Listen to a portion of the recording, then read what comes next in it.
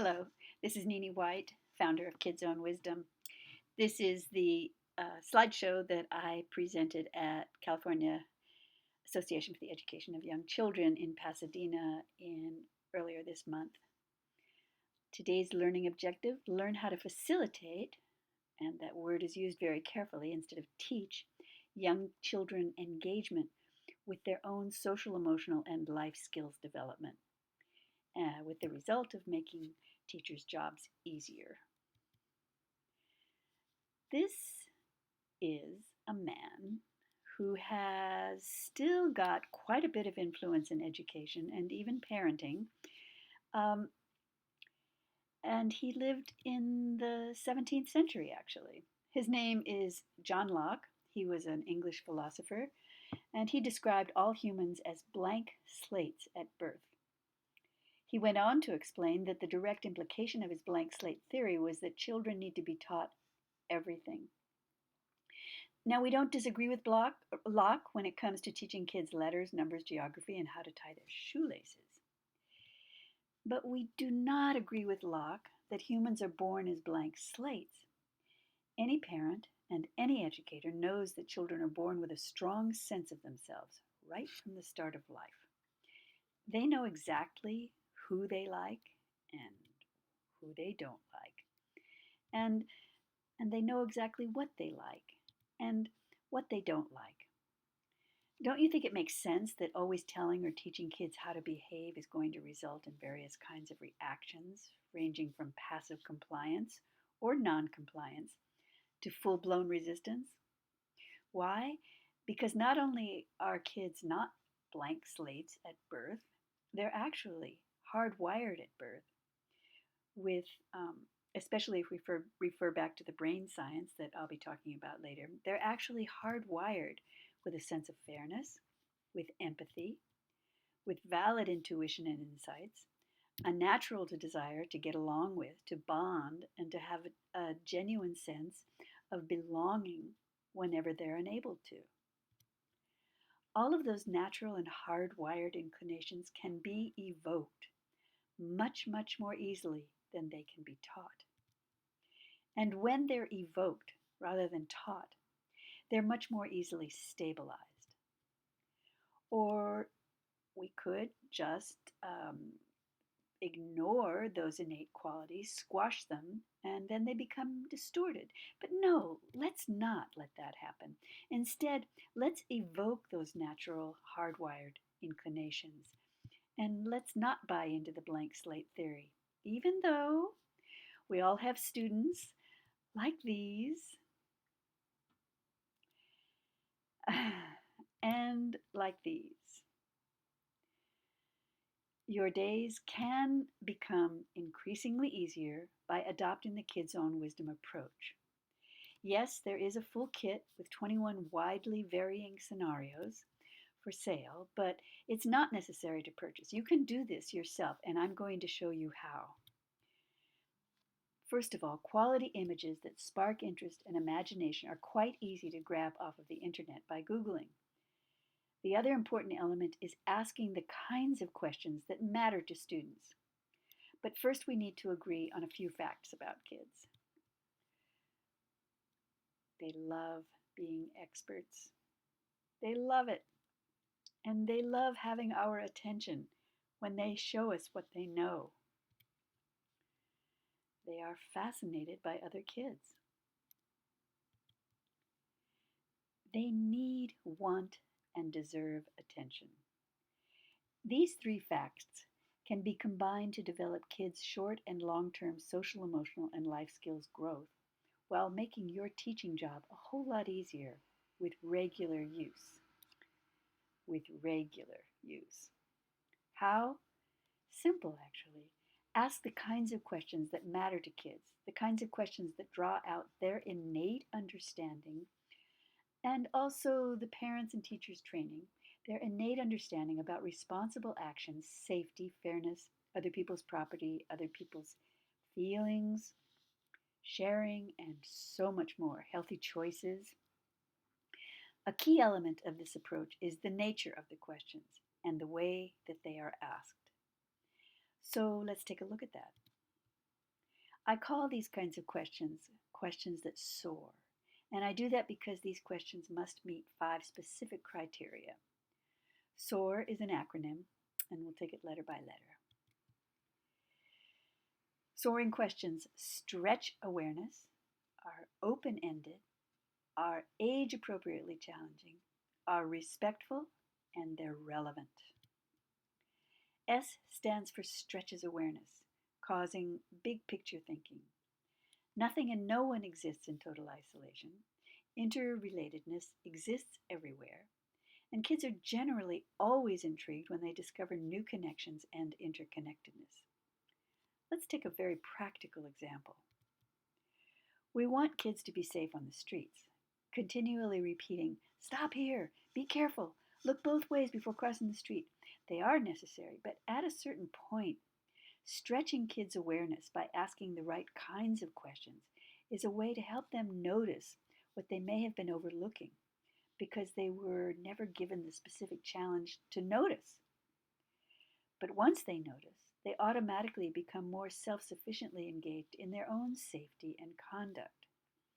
And then the job of whoever has been looking out for those kids' safety just got easier and more of a cooperative and collaborative endeavor. Asking a group of peers the right kinds of questions that get them thinking together about all the variety of elements that are happening on any street at any time is the most efficient way to get them to remember and then to self-sufficiently make the right kinds of decisions for their own safety. If you think about it, we're all like that. Here's a specific example from the Kids on Wisdom kit. When you look at this picture, what kinds of questions come up in your mind? Here's what the kit offers for questions that are soaring.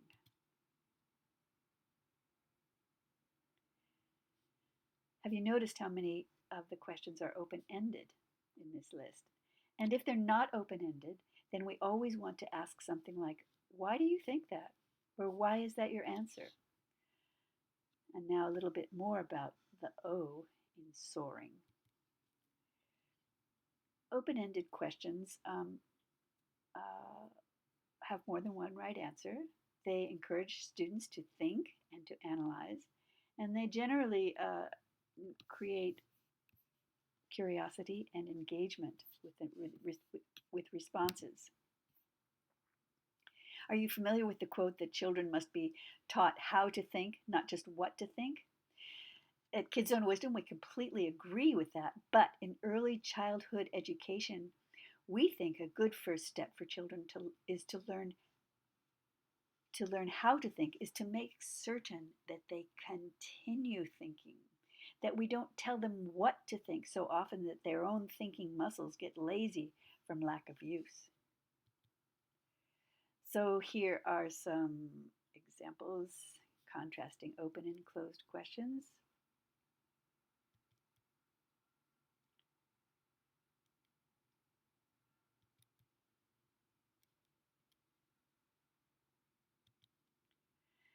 The next letter in the SOARR-ing acronym is age-appropriately challenging. And here is when we want to have fun with purposeful unpredictability. Kids love surprises, right? So giving them surprises, as in start asking them about one thing, then switch over to something else that they wouldn't have predicted you'd ask them about, will definitely keep their attention, which loops back to the stretching awareness aspect of SOARR-ing questions. A major reason this is a very important element of SOARR-ing questions is because as soon as kids get a sense that, the purpose of this discussion is to get me to stop doing XYZ or to start doing ABC, some part of them will disengage to one degree or another. This element of age-appropriately challenging and purposeful unpredictability creates fun and continues the interest for both the teacher and the students. Promise. So, another way of doing things. Notice I did not say the right way of doing things. We'll talk about that in a moment.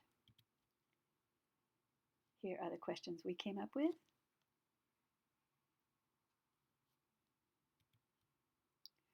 And then actually you'll see at the bottom, we can ask kids if they're interested in how do cars drive. And maybe nobody ever invited them to have that conversation or explore their curiosity about that subject. So it's fun to either show them a picture or go outside, or show them a picture and then go outside and explain how cars work a little bit for the driver. By bringing together groups of kids to engage in peer group discussions, they get to be experts. They, too, learn about their peers, often about how much in terms of values and understanding they share. And 3, they receive and give attention and respect. And those are just the first set of benefits that accumulate for you and your students with twice a week Kids Own Wisdom peer group discussions. We have a couple of more letters to explain about SOARR-ing questions, so here we go.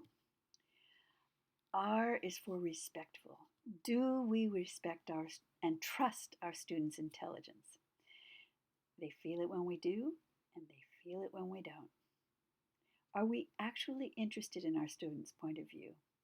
There will be a different focus in our eyes, and they will feel it. Do we listen to our students with wholehearted attention? Their radar will let them know if we do or not. There's usually no value in giving your opinion during the Kids Own Wisdom peer group discussions. There is value in occasionally saying something like, "Tell me more," if you really want to, not just for a scripted response, of course. Or, "Tell me why you think that." There is also great value in just listening, really listening.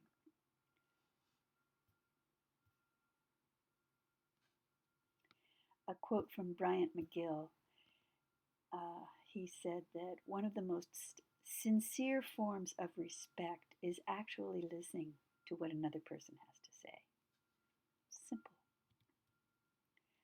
And relevance, when it's relevant, it sticks.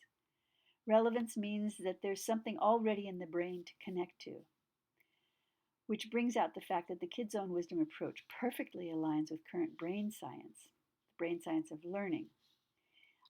And we have lots of information on that too if you're interested. I'm more than happy to share that information. Meantime, I trust that you've noticed another element we consider essential for the success of peer group discussions: the visual element. Quality images. Images anchor peer group discussions and greatly reduce the chances of misunderstanding by providing concrete platforms for thinking together and sharing ideas about a full range of life situations. Also, images keep discussions objective. This is very important, so that the kids can talk about actions and behaviors in ways that never seem pointed at any one person in the discussion, so that no one ever feels defensive. I want to spend a little time describing VTS, Visual Thinking Strategies, which is a well-researched, extensively documented, and highly respected approach to art education. Just about everything that applies to VTS applies to the theory and practice of the Kids Own Wisdom approach in the social emotional learning arena. Visual Thinking Strategies, VTS, is a teacher-facilitated approach to engaging students in group discussions of art images. It is perhaps the simplest way in which teachers in schools can provide students with opportunities that develop their thinking skills that research has shown become habitual and transfer from lesson to lesson by exercising oral and written language literacy and collaborative interactions with peers. And as you can see, I've highlighted the website of that organization. Very valuable stuff. And just all of the same principles relate to Kids Own Wisdom approach, except they're focused on art, and Kids Own Wisdom is actually focused on social, emotional, and life skills development.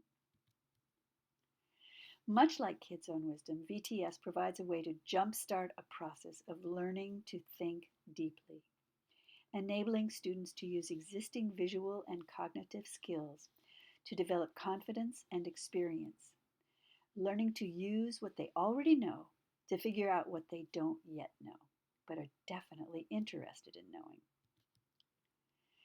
Both the Kids Own Wisdom approach and VTS's group problem solving processes enable students to cultivate their ability to present their own ideas while respecting and learning from the perspectives of peers. With Kids Own Wisdom, we have found what the brain science of learning confirms. Peer group discussions anchored on quality images draw out what kids know, what their parents have been telling them, and what kids enjoy sharing about what they know, which makes learning about peers' perspectives the most natural thing in the world. Behaviors consistently change on the basis of the discussions if we very purposefully avoid the worst of our well-intentioned mistakes. Before practicing with more Kids Own Wisdom scenarios, we must first discuss the worst well-intentioned things we might still be doing that often have the exact opposite effect that we intend them to have. There is solid research to back up all of the following points in this section, and so please be in touch if you'd like to have those links. You're probably aware of this one, but it's worth repeating. Praising attributes is actually quite harmful, because when we tell kids, oh, you're so brilliant, oh, what a genius, that's exactly right, you are so smart, actually does a strange thing to kids that much research has been put out there to verify the fact that what happens when we tell kids like that, it doesn't give them confidence. It gives them an urgency to hold on to that label of being smart, of being brilliant. So do we stop praising kids? Of course not. But what instead we say, wow, you got the right answer. That must have been quite a process to come to that solution. Or you just kept on and persisted. What a challenge you faced. Something like that. Emphasis on the effort, because then we're reinforcing that side of the accomplishment instead of some personal quality or label that they want to hold on to about themselves. The habit of labeling everything. During Kids Own Wisdom discussions, make it a point to let your students do all of their own thinking, because that's one of the key elements for ownership. So we don't want to say to them right way, wrong way, good or bad, should or shouldn't. Just they know. And when they label things for themselves, then that's when they get the ownership. But if they're always passively listening to our sense of labels, then they're not really getting that ownership that we want for them, that will benefit their own lives. Lecturing and scolding. Follow-up studies by respected universities have proven the actual results of lectures and scolding are often counterproductive, as illustrated here by what the cartoon characters are thinking. I didn't make this stuff up. I was kind of surprised when I found it, but I'm glad that they've done studies like this to show what the actual responses are within kids when classes get scolded or lectured to about their behavior.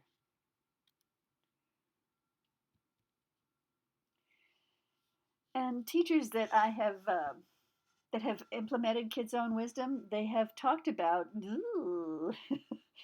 I'm going to open up the floor to the kids, my little kids, and let them talk about their feelings and their interpretations and their understanding about this full range of life skills and social emotional development. It took a real leap. It takes a real leap. Oftentimes, it's so much easier, it seems, to always be in the position of teaching kids how to behave, what to say, how to respond. But until they actually get to express what they know and do it in a group where they're all finding out that they're all on the same plane of understanding, which gives them the opportunity and the lack of excuse to not all behave in accordance to what they all really understand, because they've all identified what they really understand in terms of behavior. It's powerful stuff. It does take a leap of and an attitude to relinquish control, but it actually turns into making life for the teachers way easier, very quickly with regular use. So we have some building blocks here. Blue one, active participation is one of the most important elements, efficient elements for remembering and using information. Questions need to soar if they're going to engage students' minds and hearts. And visuals assure that group discussions maintain clear focus. And then we will always want to remember to avoid those well-intentioned mistakes. So in the final analysis, it is not what we do for children, but what we have enabled them to do for themselves that will make them successful human beings. Of course, we do so much and we guide them, but at a certain point, we need to create safe, appropriately challenging opportunities for them to test what they know, to say it, to express it, to share it. And fortunately, that is the exact formula for making our jobs as educators much easier and more successful, both short and long term. I want to jump into practicing some of these materials, but I don't want to leave anyone behind. So this is a slideshow, but if you wanted to send me questions via email, I would love it. I would love it. So here's another scenario. We've all seen this. Maybe think of some questions that you would come up with. And these are the questions. But, you know, this is not from the hand of God into the Kids Own Wisdom formula. There are lots of questions and lots of different ways they can go. They just need to be sure to fit into that acronym of SOARR-ing, that they stretch awareness, that they're open-ended, that they're age-appropriately challenging, that they're respectful, and that they're relevant. So here we see another way of doing things. Remember, we're not going to say the right way or the good or what we should do. We're not going to say it like that. And these are the questions that we came up with. And then how we stretched awareness and just showed the connection between what the kids are doing now and what grown-ups do, kind of on the same vein. And how sometimes they do work together and sometimes they don't. And this lesson absolutely is not about you should share. That just really isn't very life affirming or individuality affirming. But if you read the questions carefully, you see there's a lot of room for improving social interactions without any shoulds. The kids will come up with solutions that work for everyone. Just have to trust them. And we've all seen this. Here are the questions. And another way of doing things. And the questions for discussion. So very strongly, we recommend having these Kids Own Wisdom peer group discussions twice a week, because you will see very quickly that kids really look forward to it. When they see you pull out the materials that you use, if you use ours or you make your own, they will be extremely enthusiastic about having the opportunity to share and express what they know. And then the results will be there for you and for everyone. Obviously, if you don't do it regularly, the results won't be there. So we really recommend just, putting that into the calendar twice a week, at least once a week.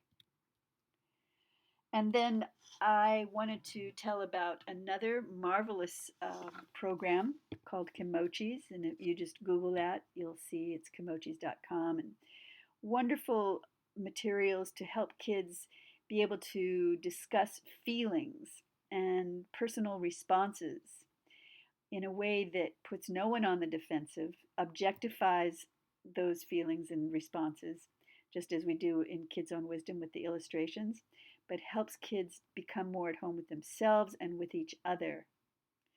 It's a very positive and beneficial program. And then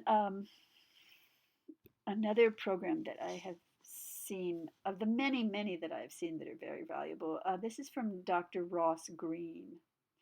The most important theme of collaborative problem solving is kids do well if they can, if they sense that they can.